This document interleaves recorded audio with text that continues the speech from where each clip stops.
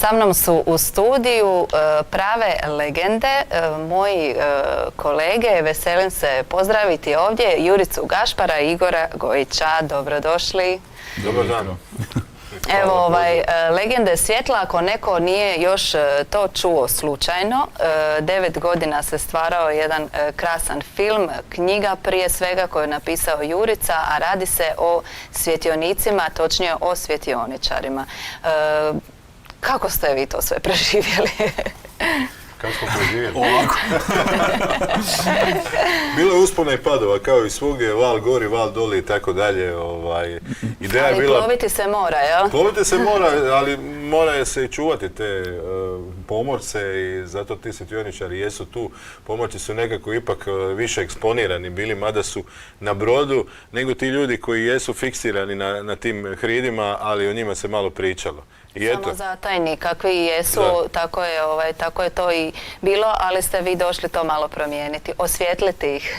Pa ja bih rekao da su oni nas osvijetlili. Pa da, definitivno.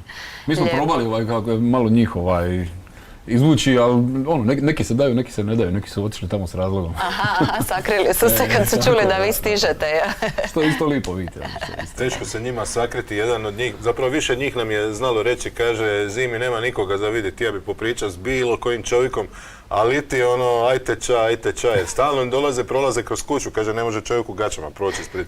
Više manje isto koji svi Zadrani. Da, to je to. Ekstremi ili ništa ili sve, ili previše. Nema proljeća, nema jesen.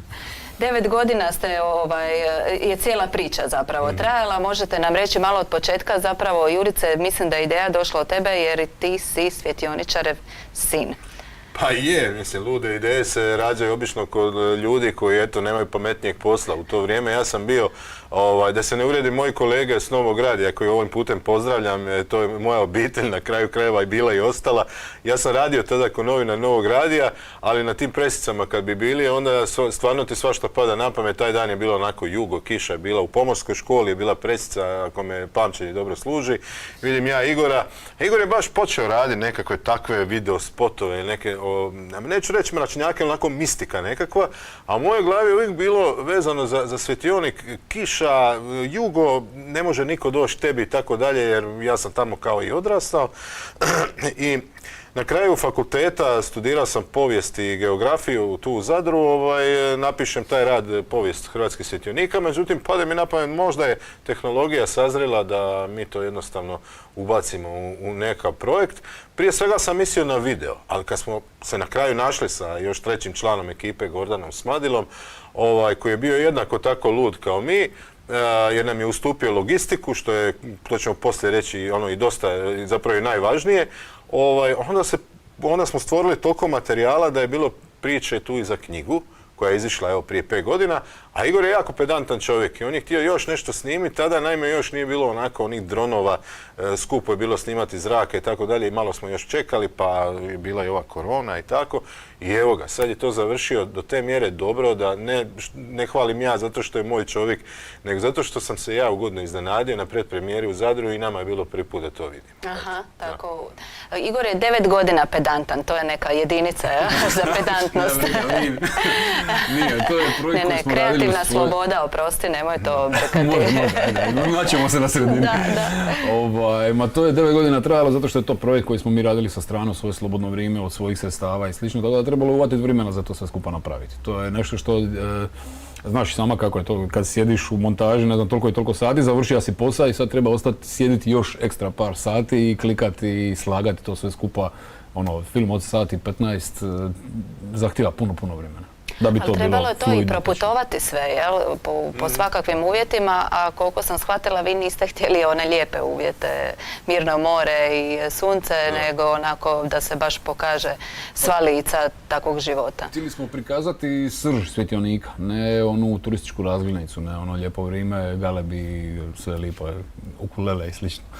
Nego, htjeli smo prikazati baš tu nekakvu srž svjetionika, što ti ljudi preživljavaju tamo, što proživljavaju zapravo, na koji način oni žive,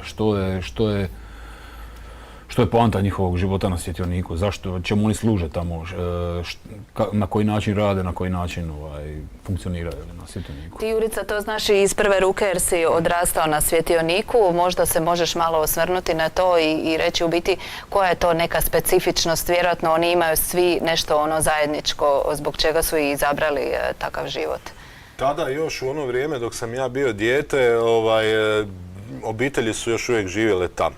I drugačije je to bilo jer su te lanterne i namijenjene bile za život i suživot obitelji. Naravno, tamo stave različitog karaktera, jedne, druge, treće i kako je jedan svetioničar rekao, kaže posvađaju se djeca, pa se zbog djece posvađaju žene, a onda se posvađaju muževi pa muževe razmjeste zajedno s obitelji na drugu lanternu. Tako je to znalo biti, znalo je, međutim ja pamtim lipe dane.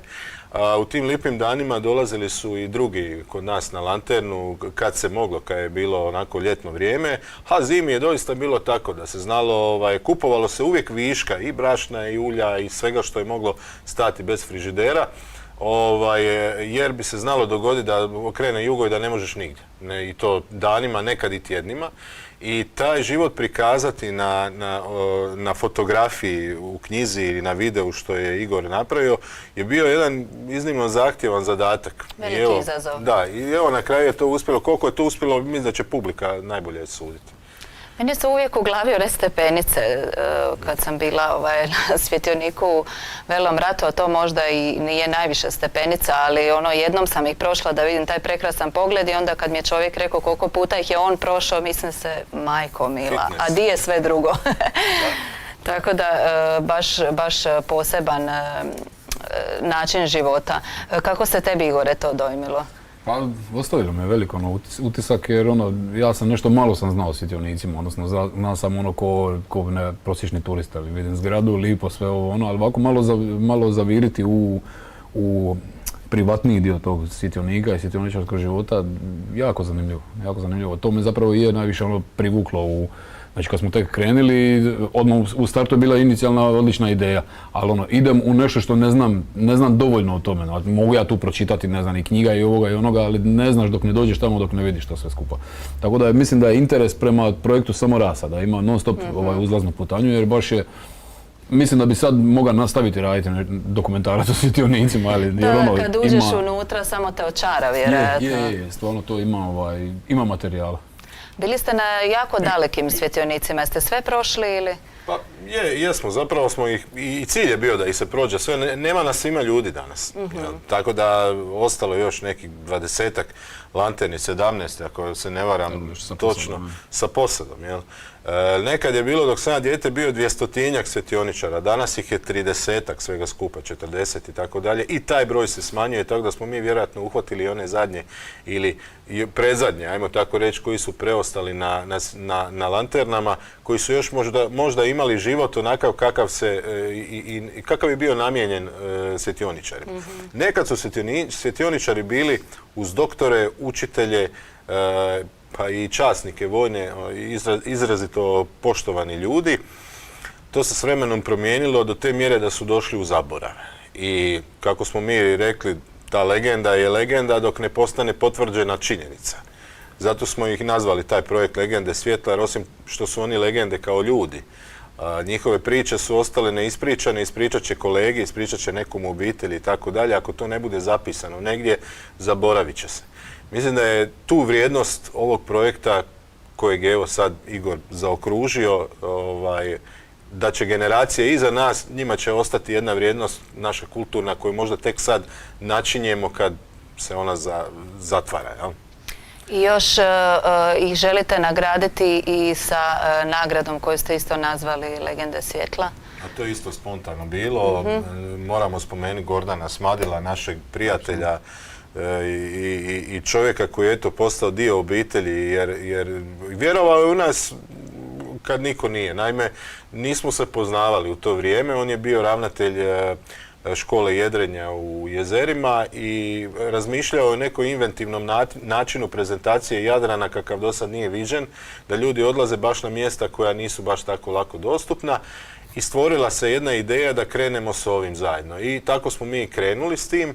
I naravno sad kad je ova priča zaokružena, ja sam htio da to svjetlo i dalje na neki način svijetli i onda smo odlučili napraviti nagradu godišnju, će biti, koja će se zvati Legenda svjetla, a ići će zapravo nekoj osobi koja je nekom u životu donijela neko svjetlo, da to ipak ima smisla.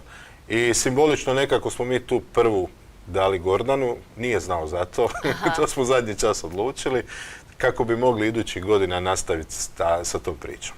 Dobro, onda ćete još kriterije i sve razvijati vjerojatno O tom potom, mislim da se trebamo posvetiti pozornost dokumentarcu koji će, vjerujem sada, prosvijetliti mnoge druge koji to nisu vidjeli. Gdje će se prikazivati još dokumentarac, kakva mu je budućnost? Pa ovako, imali smo tu predpremijeru u Zadru. Sad ne smijemo više zapravo raditi tako neka javna prikazivanja jer puno festivala ima uvjet premijerno prikazivanje. Znači kako smo napravili predpremijeru, sljedeća je premijera. Tako da sad nam je zapravo jedini neki logičan slijed ići na festivale i probati uvati što bolje kritike, odnosno bilo kakve kritike i prikazati što većem broju ljudi i zainteresirati ljude za sami projekt i slično. Dalje nakon toga sve zapravo zavisi o tim festivalima i prođi. Tek krećete onda u tom smjeru. Igor, ti si nedavno snimio i spot za turističku zajednicu grada Zadra, nešto onako drugačije nego do sad, opet nije razglednica, nego je nešto kao prožeto filmom, jel? Sa našim poznatim glumcima i manekenkom Nevenom Dujmović i Dejanom Marcikićem. To sam vidjela, stvarno zanimljiv koncept. Hvale te, evo, s čim se baviš inače? Pa, eto, tako krenuli smo u tom nekom smjeru, odnosno sve što radimo pokušavamo nekako odvući na nekakav filmski džir, jer to nam se na kraju krajeva sviđa, tu se nalazimo, to čini posao zanimljivim. Jel? Tako da i spotove i tako nekakve reklame uvijek odvlačimo u taj neki narativni, narativnu vrstu videa. To što smo radili, taj za turističku zajednicu, to je treći video već za turističku zajednicu koji smo radili i ovo bi bilo što drugo da smo krenuli raditi, bilo bi natjecanje sami sa sobom u nekim vinjetama i slično. Tako da morali smo malo probiti nekakvu normu i napraviti nešto što bi ljudi primijetili. Ima kritika svakakvih, ljudima se ili sviđa ili ne sviđa, nikoga ne ostavlja ravnodušnim, to je ono što je nama najbitnije. Ali. Sad od tih kritika učimo i tople te griju, dobre te griju, a loše te uče, tako da. A ima to i neki nastavak, kako sam ja to dobro naslutila, hoćeš nam nešto otkriti? Što se snima, zapravo se snima od 10. odnosno 11. mjeseca do 3. mjeseca. Što u Zadru ima snimiti u to vrijeme. Malo toga zapravo ima sadržaja zimi, tako da sad litnji zapravo nam otvara puno više mogućnosti. Scenografija. Dobro, veselimo se. A Jurica, ti si iz Zadra preselio u Zagreb prije 6-7 godina. Ja više ne brojim to jer gore onako vrijeme kao da stoji. Onda se pogledaš u ogledalo. Zapravo sad smo pričali netom prije dolaska u studio. Gledali smo neke naše videe zajedničke na početku ovog projekta i onda smo se iznenadili koliko smo ostarili. Nije, isti ste, gledala sam to. Da, ne znam, baš ne bi se ja usudio to tako. To smo se našminkali jutros. Da, ali išao sam, gore zbog obitelji i posla, naravno, neki napredak je trebalo napraviti, a u Zadru, nažalost, to i nije toliko moguće, osim ako ne radiš nešto svoje. Ja sam gore otišao raditi opet u jedan drugi džir, isto radijsko novinarstvo, pratio sam Vladu i Sabor jedno vrijeme, ali nije to bilo moje, nisam to bio ja. I onda sam pokrenuo ovaj Morski HR koji je bio sljedeći moj projekt, prerastao je u nešto što je moralo postati posao. I danas ono to je i ja to zapravo radim i živim od toga na neki način.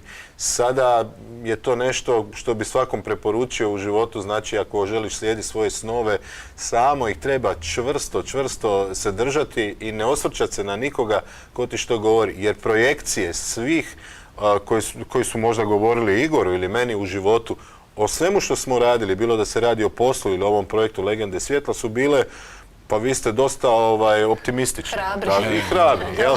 Međutim, na kraju se to sve skupa isplati, možda ne sve novčano, recimo u Legendama svjetla mi smo dosta, evo i opreme je nastradalo i kad govorimo o koštanju nekog dokumentarca ili knjige ovakvog ranga, to su milijunski iznosi. Mi smo to iznijeli na neki način na svojim leđima, nismo toliko potrošili jer nismo pretjerivali, ali smo uspjeli na kraju to završiti. I mislim, kao pouka svega toga bi bila, znači, ne odustajati. I to je to.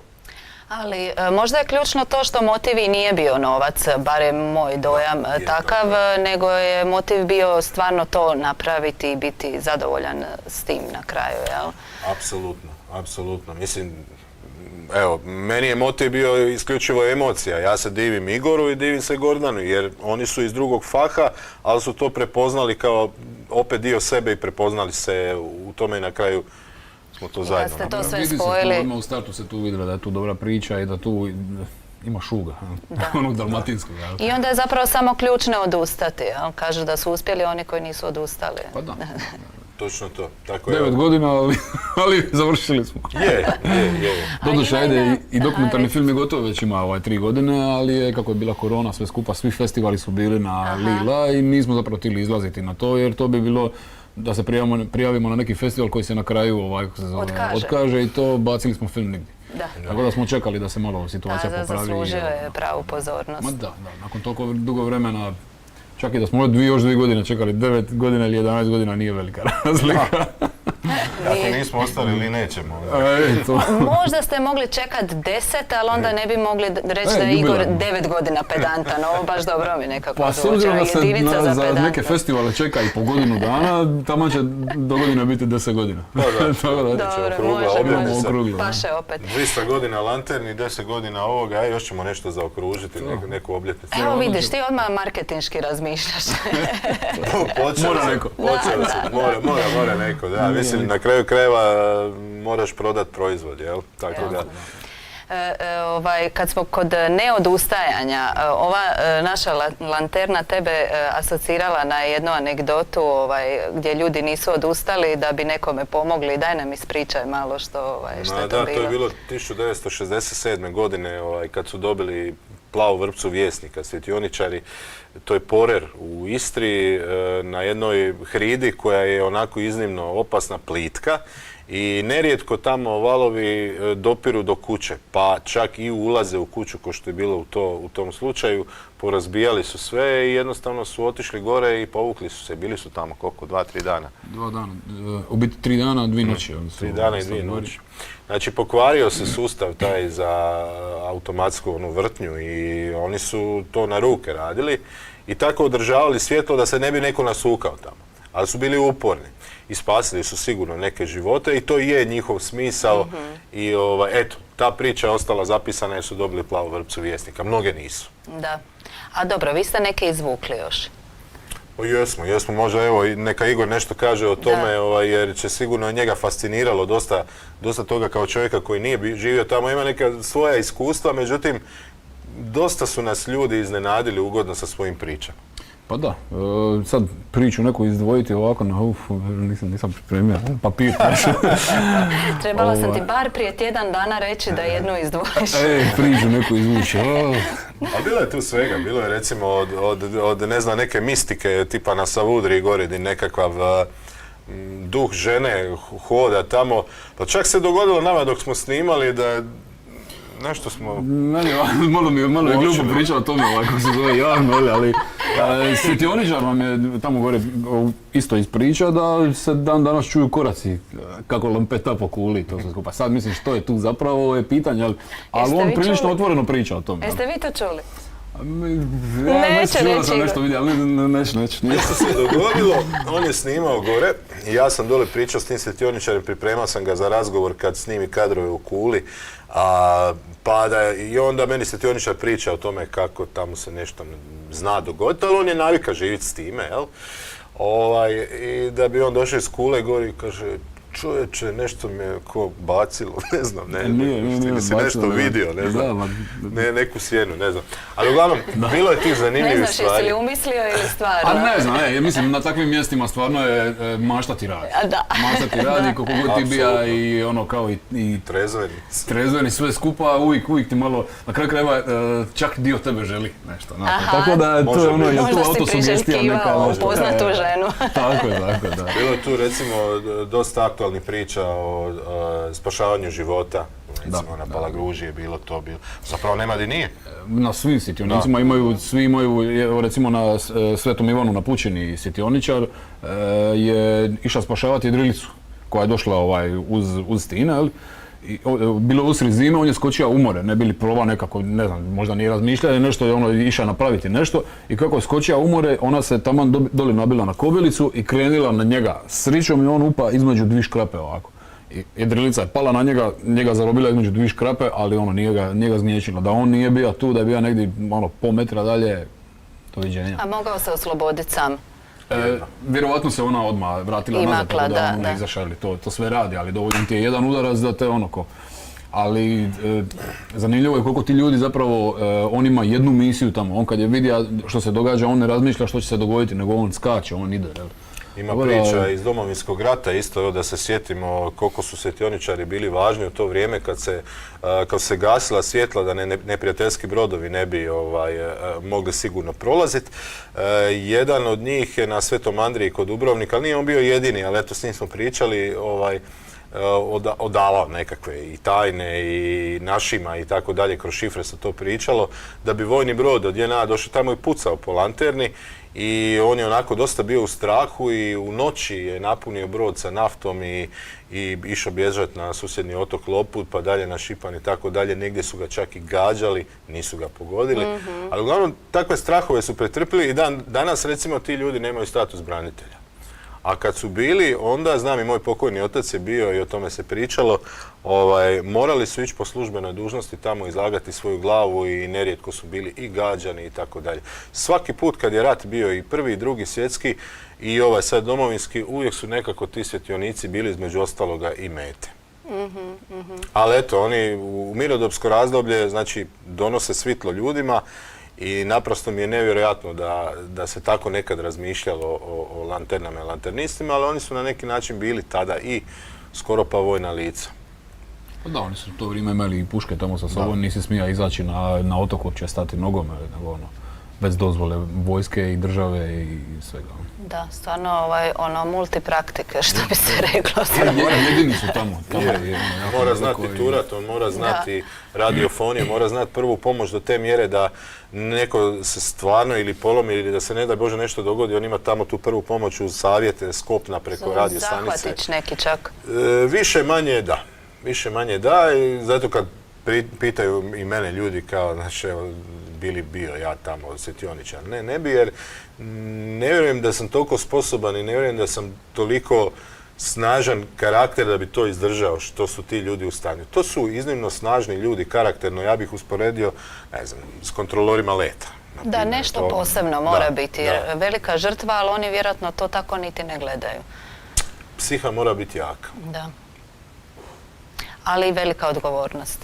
Ogromno. Da, jako velika odgovornost. Imamo priču jednu, isto svjetioničar je zamijenio dane. Nije mislio da je nedjelja, ne subota, nedjeljom su se trebali nešto rjeđe javljati. I on je u subotu je zapravo mislio da je nedjelja, otišao vani na more, njega su zvali u međuvremenu par puta, ovaj se nije javlja. I na kraju, taman kad se on vraća, vidi i brod u Ploputa dolazi i on je, pa di si ti? Oni su mislili da se njemu nešto dogodilo i odmah su poslali ekipu doli da mu pomogne. Dobro, bar zna da brinu. Tako je, da. Brinu, evo nedavno je nažalost jedan svjetioničar isto smrtno nastradao tu u Zadarskom akvatoriju. Kad je čovjek sam, a danas su pretežno sami ljudi tamo, onda nema nikog da ti javi što se dogodilo i tako dalje. Dovedeni su do toga da budu sami. Tehnologija je napredovala do te mjere da vi danas možete kontrolirati faktički cijeli Jadran bez problema, ali taj otok, ta zgrada bez čovjeka je ništa. Znači, to će propasti. Mnogi su danas prepušteni sami sebi, ali to treba održavati. Upravo on je namijenjen da bude čovjek tamo. I to ne jedan, nego da barem budu dva. jedan drugome društvo, jedan drugome pomoć, jedan drugome na neki način i oslonac i tako dalje i tako dalje. Da se imaju s kim posvađati. Pa i to. Što oni kažu. Pa i to. Pa da, bar da je živo malo. To je- Jeste se vi što posvađali To U zdravoj dozi, Dalmatinci smo to je- ovo, sad Zdravoj moramo. dozi. Ovaj karakter kakav mi imamo, mislim da bi bilo bez veze da nismo. Ali vidiš, ostalom vidiš po tim scenama iz filma i to ne može to napraviti neko koji je ono, znaš, Ali ima i tu i stresnih razloga, ima je. tu, mora se stići sve skupa napraviti, imaš određen vremenski period za obaći to sve skupa, ja bi ostao snimat ovo, on bi išao na ovo, to je normalno. Osim onog duha na lanterni, je li bilo momenta što je meni ovo trebalo? pa ja ne znam baš da je bilo, Pa mislim. ne, stvarno je ono što se tiče Čak ni tad. cijelog puta, ne. Jedino što smo mi ostali u ekipi malo Igoru grintali, ono, pa kad će više, to bi ga, To je ali bilo normalno, ali to je i povuklo, Pedantan inače bi čovjek, bilo da. 15. 15 godina pedanta. 15 bilo. da. Ali ja mislim, znaš šta, mislim da, ne mislim nego znam, da obitelj tu jako puno pomaže. Recimo, meni je žena, zahvaljujući njoj, ja sam završio knjigu. Ona kaže da je tako, ja joj vjerujem. Moraš vjerovati ženi. Jer me poticala na to. Na kraju kraja mi smo se upoznali dok sam ja to pisao i ja se divim ženi koja dođe i kaže, gle, samo neku knjigu piše, tamo nešto radi na radiju, neki umjetnik, šta si ti, znaš.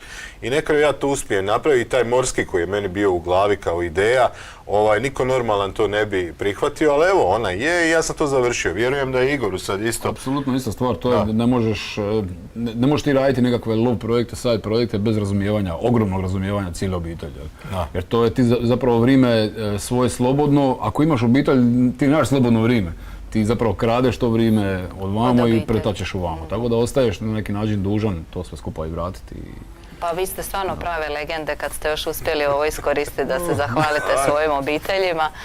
Eto, drago mi To je jednog je. dana kad bude on nosio nekakav Oskar u ruci, onda ćemo se, obećajemo, zahvaliti. Nećemo se mi onda poznavati. A? Onda ću se ja, mislim da je to. Dobro, samo da se ne potuče tamo na pozornici. Ćemo nekom trisku zalijeti. Pa vidiš, marketing. Marketing. Ali onda nam neće da 10 godina da dođemo na Oskar, a to je tamo da spremiš novi film. No. Znači, mi smo napravili Pokriveni akcijski plan. Sve imamo. Sve imamo. Ljudi, puno vam hvala. Hvala vama. Sretno Hvala vam i vam, dalje hvala. i vašem filmu i dođite nam opet. Može, hvala. Hoćemo, evo za 10 godina se vidimo.